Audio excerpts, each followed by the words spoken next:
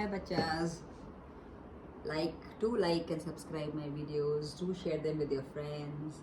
And do please comment in the comment section and let me know what more do you want me to do with these videos. What kind of lectures do you want from now on? Okay, let's moving on. Please do like and share and subscribe to my videos. That is how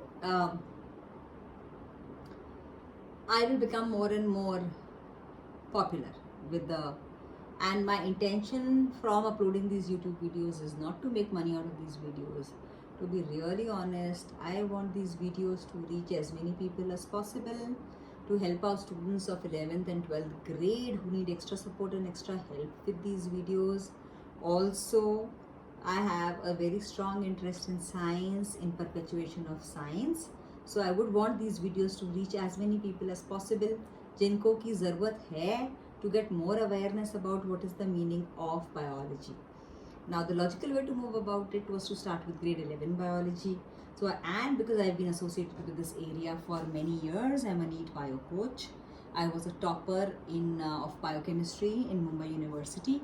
So awareness of science, awareness of medical science, which is increasing day by day, it starts from here. It starts from understanding the living systems, understanding the human bodies, understanding the animal bodies, and the first few chapters in NCERT are devoted to this topic, which is classification.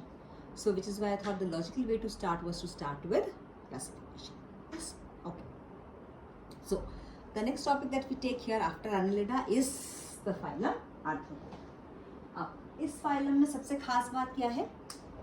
Arthropoda. ये एक phylum है जो मुझे लगता है बच्चे बहुत प्यार करते हैं इस फाइलम से, और ये सबसे पॉपुलर फाइलम है पूरी दुनिया का। MCQ question, 70% of the entire living world is this phylum arthropoda. इसका मतलब 2/3 of the living world is phylum arthropoda और आर्थ्रोपोड्स। बहुत सारे ऐसे जानवर हैं जो अभी तक डिस्कवर हो रहे हैं पर वो क्लासिफाई नहीं किया गया है, बट एक इंसेक्ट्स या इंसेक्टा की कैटेगरी ऐसी होती है जिसके बारे में सबको पता होता है, and they all come under phylum arthropoda. Now arthropoda, poda means legs. Anything to do with poda? Any other word that you can think of, which is write down in the comment section. Podiatrist, somebody who takes care of the feet is called as podiatrist. जो जानवर use करते हैं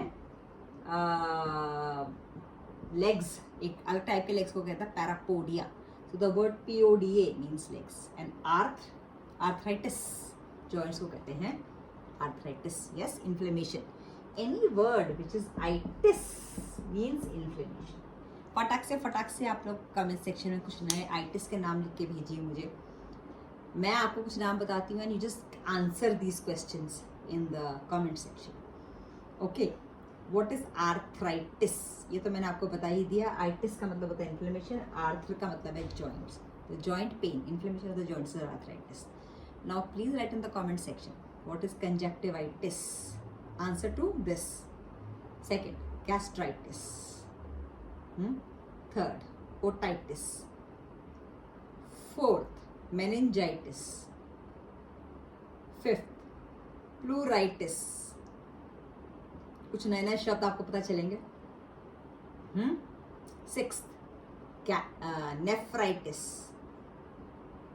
तो ये बड़े. Seventh, dermatitis.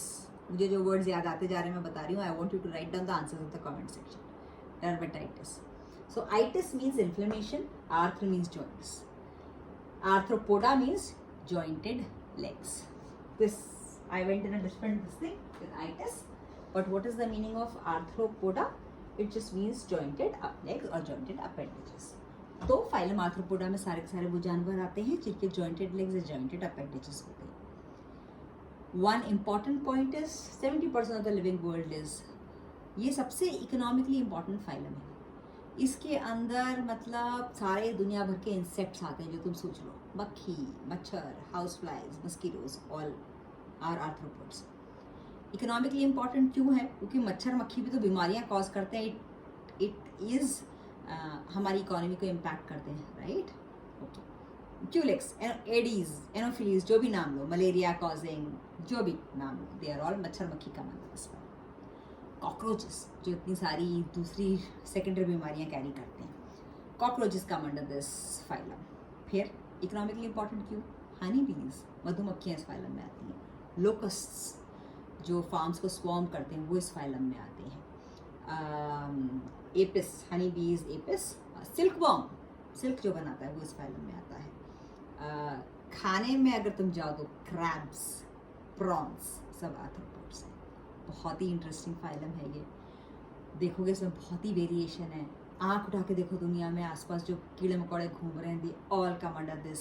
चींटियाँ, ants, spider arthropod, grasshopper arthropod. तो ये सारे के सारे जो तुम्हें जानवर दिखाई देते हैं बाहर, वो सारे हेडलाइस, जुएं आर्थ्रोपोड्स।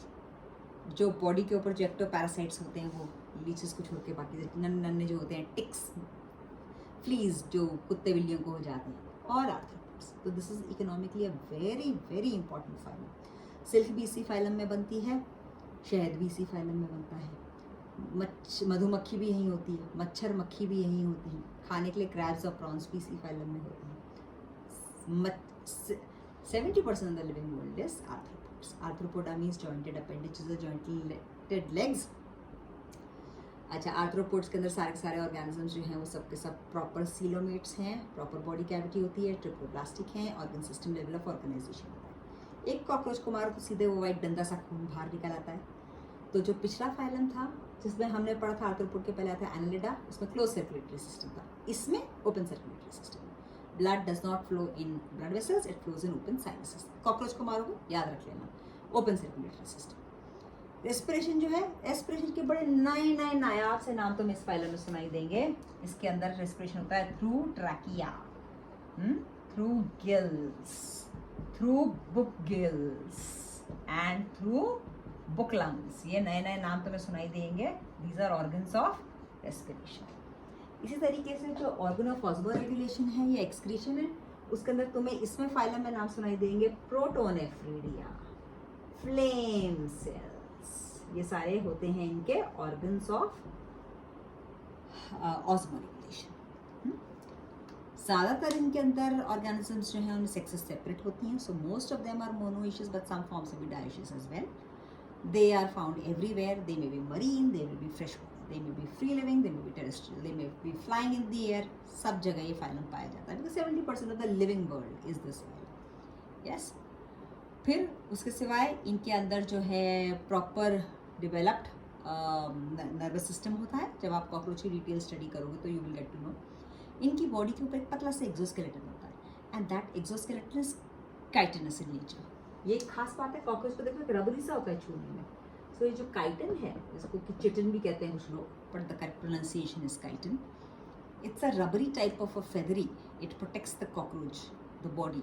तो एक्सोस्केलेटन जो होता है इनका काइटन का बना होता है। और उसके सिवाय इसमें आपकी एनसीईआरटी की किताब में एग्जाम्पल्स दिए हुए हैं इसके, जॉइंटेड अपेंडेजेस है। हाँ,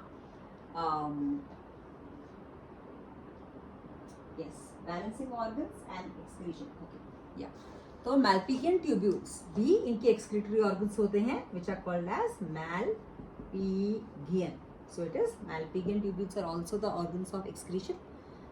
जब तो हमारी किडनी पढ़ते तो उसमें सारे शब्द आते हैं, नेफ्रॉन्स भी आते हैं, Malpighian बॉडी भी आती है, या so Malpighian tubules are the bodies of excretion and fertilisation इनके अंदर ज़्यादातर इंटरनल होता है। डेवलपमेंट डायरेक्ट भी हो सकता है, इनडायरेक्ट भी हो सकता है, but mostly it is indirect and it goes through different larval stages. Cockroach के अंडे आपको जगह जगह दिखाई दे जाते हैं। So they are oviparous, they don't give birth to young ones, they lay eggs. So they are all oviparous in nature. और एक इम्पॉर्टेंट जो खास पॉइंट इसमें दिया हुआ है आपकी एनसीईआरटी की टेक्स्ट में, वो है that the organs of offense and defense is usually they have got balancing organs which is called as a statocysts. तो अगर आप एक कॉकरोच देखो तो उसके एंटीने होते हैं और एंटीने के अंदर स्टैटोसिस्ट या ऑर्गन्स ऑफ बैलेंसिंग होते हैं। तो अगर कॉकरोच उल्टा हो जाएगा तो तुरंत से वो रिगल करेगा और सीधा हो जाएगा। So it has got balancing organs, sense of balancing which is called as statocyst. So just remember these words, statocyst. And another thing is that they have got eyes which are specifically compound eyes. When you study cockroach in detail in class 11, you will get to know that they've got compound eyes. इसका मतलब our eyes come under the category of simple eyes. हमारी दोनों आंखें एक ही चीज़ को देखती हैं, लेकिन कॉकरोच की कंपाउंड आइज होती हैं. एक आंख के अंदर बहुत छोटे छोटे छोटे छोटे ऐसे सेगमेंट्स होते हैं और हर सेगमेंट एक अलग पिक्चर कैप्चर करता है और इन टोटलिटी मिला के एक पिक्चर बनती है. That is called as a compound eye. So compound eyes is also characteristic feature of phylum Arthropoda. Remember this. Yes.